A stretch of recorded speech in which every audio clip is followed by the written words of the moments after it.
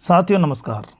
दोस्तों, जैसे कि आप देख रहे हो उड़ीसा माइनिंग कॉरपोरेशन लिमिटेड, जैसा आपको नाम से लग रहा है साथियों, माइनिंग का कॉरपोरेशन है। ये माइनिंग कंपनी है स्टेट गवर्नमेंट की।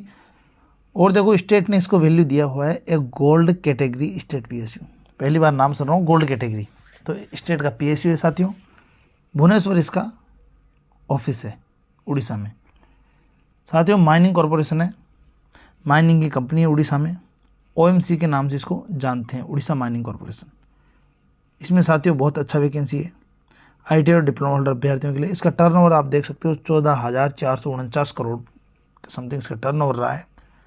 तो इससे आप देख सकते हो कि स्टेट की जो ये कंपनी है, एक स्टेट कंपनी होते हुए भी इतना इसका टर्नओवर है, तो अच्छी खासी इसकी वित्तीय स्थिति को ये दर्शाता है।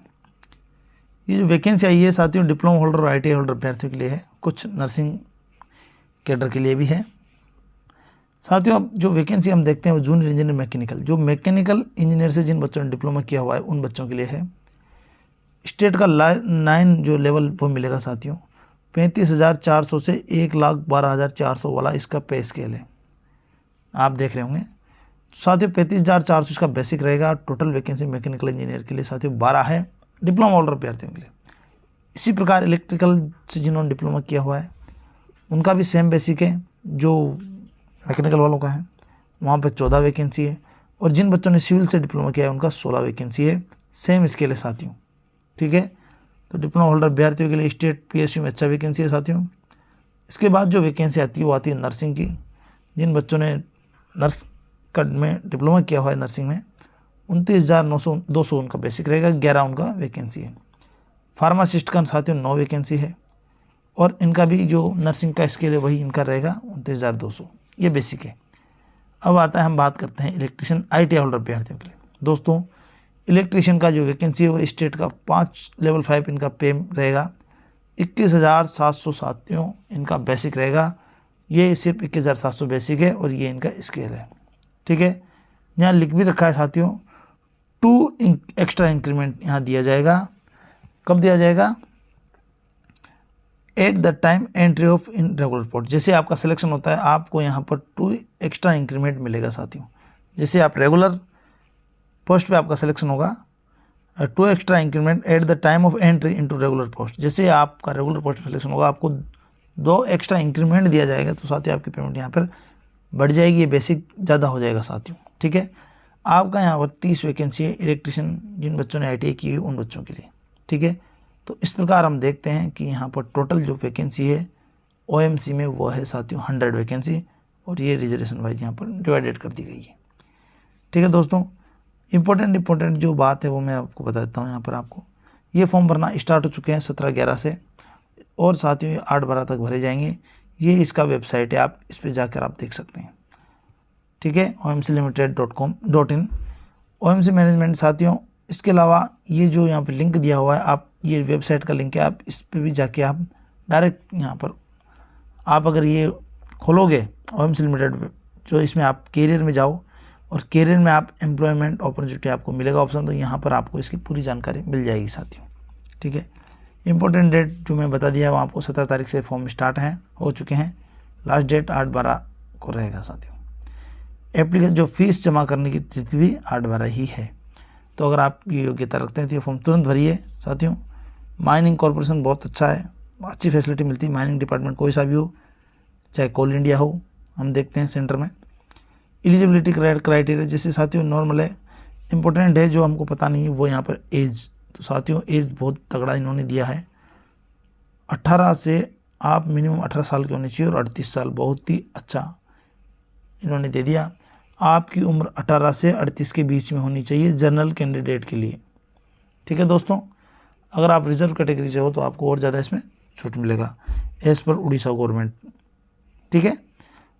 मैकेनिकल इंजीनियर के लिए साथ यहाँ पे क्या मांगा गया है, ये जो पोस्ट थी जूनियर इंजीनियर के लिए मैकेनिकल में डिप्लोमा मांगा गया है, जिसे मैं पहले बता दिया। इलेक्ट्रिकल इंजीनियरिंग में डिप्लोमा होना चाहिए, AICTE अप्रूव होना चाहिए साथियों। ऐसा नहीं है आप किसी और इंस्टीट्यूट से अप्रूव हो, AICTE से अप्रूव होना चाहिए। और सिविल में भी सिविल इंजीनियरिंग में डिप्लोमा होना चाहिए साथियों, ठीक है दोस्तों।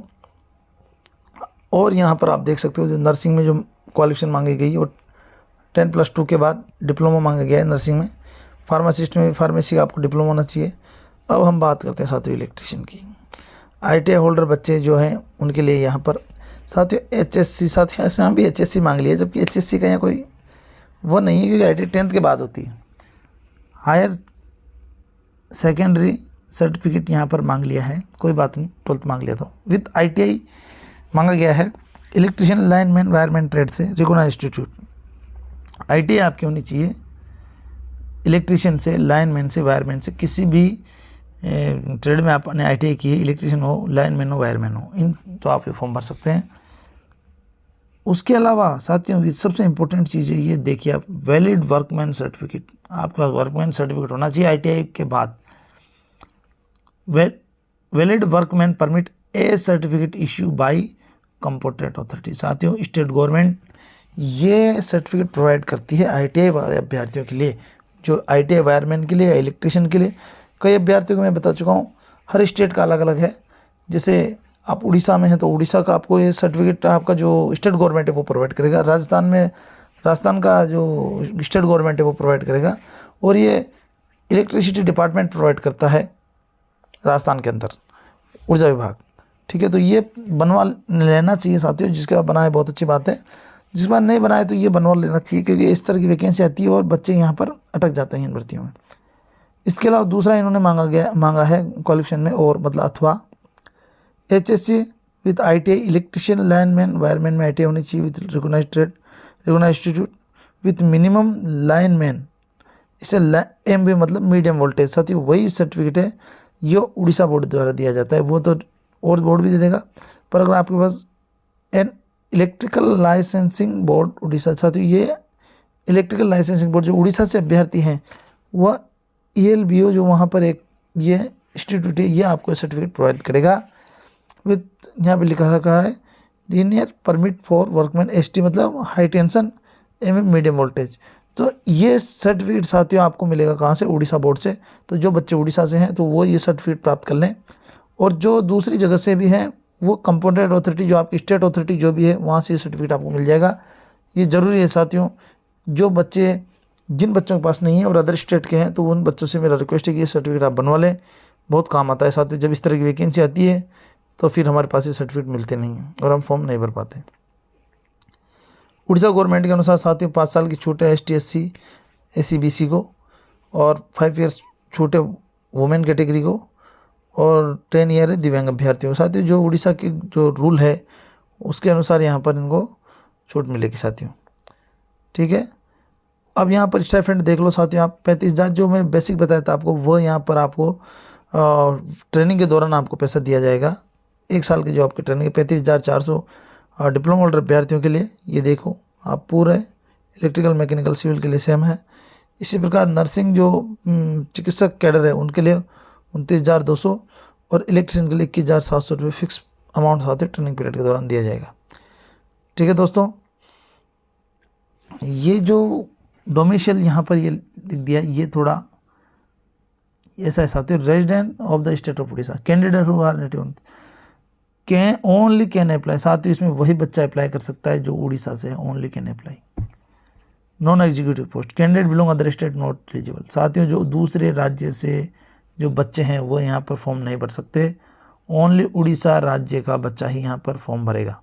तो ये ज़्यादा अपॉर्चुनिटी हो गई उड़ीसा वालों के लिए, बाहर के बच्चे यहाँ पर आएंगे नहीं साथियों, तो बहुत ही गोल्डन अपॉर्चुनिटी हो गई, आपके कंपटीशन में से कम हो गया साथियों। हाउ टू अप्लाई, इस पर कोई बात नहीं करेंगे, किस तरह फॉर्म भरना है साथियों, ये तो आप और फॉर्म भरते हो वैसे ये फॉर्म भर जाएगा, और कुछ स्पेशल नहीं है साथियों। ये भर्ती का डिवाइडेशन किया गया है इन लोगों ने। इसमें सिर्फ इतना सा ध्यान रखिए आप कि इसमें जो एग्ज़ाम होगा वो यहाँ पर होगा साथियों 120 नंबर का, और उसमें से 50% आपका टेक्निकल आएगा अगर जिस सब्जेक्ट से आपने ITI किया, डिप्लोमा किया। ये देखो यहाँ पर ये चीज़ ही इंपॉर्टेंट है।